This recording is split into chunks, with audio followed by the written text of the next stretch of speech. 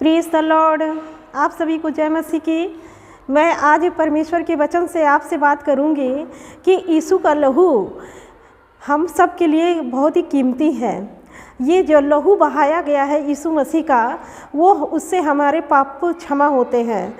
हम देखेंगे पुराने नियम में, जैसा कि जब इज़राइली लोग मिस्र में थे, तो जब फ़िरौन इज़राइलियों को जाने नहीं दे रहा था, अपनी गुलामी से उन्हें छुटकारा नहीं दे रहा था, तो परमेश्वर ने कहा कि मैं आज मिस्रियों के सारे पैलौठों को मारूंगा। जितने भी पैलौठे बच्चे होंगे उनको मैं ख़त्म करूंगा।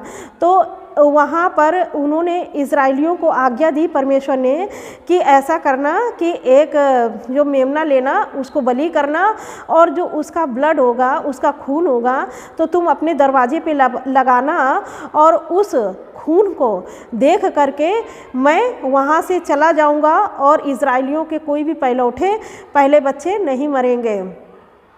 तो यहाँ पर जैसा कि परमेश्वर ने कहा था वैसा ही इज़राइलियों ने किया। ये जो लहू था, इस लहू ने क्या किया, इज़राइलियों के घर के बच्चों को बचा लिया। अगर इस आज्ञा को जो परमेश्वर ने दी थी, अगर इज़राइली भी ना मानते तो उनके भी पैलौठे बच्चे मर गए होते, क्योंकि परमेश्वर ने कहा था कि मैं दरवाजे पे क्या देखूंगा, लहू देखूंगा। यीशु मसीह जो परमेश्वर है वो सिर्फ लहू देख रहे थे। वो ये नहीं देख रहे थे कि मिस्री का घर है या इज़राइलियों का घर है, ये नहीं देख रहे थे। वो परमेश्वर देख रहे थे कि किस दरवाजे पर लहू लगा है। वो लहू को देख करके लहू को जब उन्होंने देखा तो इज़राइलियों के कोई भी बच्चे नहीं मरे, लेकिन मिस्रियों के दरवाजे में लहू नहीं लगा था, इसलिए मिस्री के जो बच्चे थे वो ख़त्म हो गए, जो उनके पहले बच्चे थे ख़त्म हो गए। तो परमेश्वर का वचन हमें बताता है कि यीशु का लहू भी हमारे लिए उतना ही कीमती है। जिस तरह से परमेश्वर ने इज़राइलियों के दरवाज़ों पे लहू देखा और इज़राइलियों के बच्चों को छोड़ दिया, वैसे ही यीशु मसीह का लहू हमारे लिए बहुत कीमती है। यीशु मसीह ने हमारे लिए, हमारे पापों के लिए कोड़े खाए हैं, हमारे लिए, ताकि हम उस नर्क में न जाने पाएँ, ताकि उस गुलामी में शैतान के साथ हम ना रहें, और उस जो अनंत आग है उसमें हम शैतान के साथ ना रहें। परमेश्वर ने हम सब को छुड़ाया है, और वो उसने किसी भी बकरे का या मेमने का या बकरी का, कबूतर का, इस सब का बलिदान नहीं किया हमें छुड़ाने के लिए। परमेश्वर ने स्वयं अपने इकलौते पुत्र यीशु मसीह को हमारे लिए संसार में भेजा, और हमारे लिए यीशु मसीह ने दुख उठाया। उन्होंने कोई भी पाप नहीं किया था, लेकिन हमारे पापों के लिए वो क्रूस पर चढ़े। हमारे पापों के लिए उन्होंने 39 कोड़े खाए। हमारे पापों के लिए उस पर थूका गया, हमारे पापों के लिए उसके कपड़े उतारे गए, सिर्फ हमारे कारण कि हमने अपराध किए थे। और सारी जो सजाएं हम लोगों को मिलनी थी वो यीशु मसीह ने अपनी देह पर ले लिया। उसका लहू जो बह रहा था वो हमारे पापों के लिए बह रहा था। सच में परमेश्वर बहुत महान परमेश्वर है। उसने हमारे लिए कुर्बानी दी है। परमेश्वर महान परमेश्वर है। उसके हम लहू को सच में अपने जीवन में याद रखें। उसकी ये कुर्बानी जो उसने क्रूस पर दी है हमारे लिए बहुमूल्य है।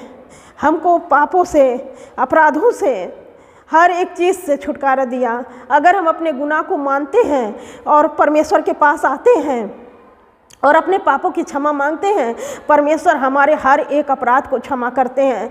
चाहे कितना बड़ा अपराध क्यों ना हो, परमेश्वर हमारे हर एक अपराध को क्षमा करते हैं। इसलिए हमें यीशु के लहू पर भरोसा रखना है। जब हमारे पाप बहुत थे, तब यीशु मसीह हमारे लिए संसार में आया और अपना लहू बहाकर हमें पापों से क्षमा मिली। और प्रभु यीशु मसीह ने अपने शरीर पर सारे कष्ट ले लिए जो कष्ट हमको मिलने थे।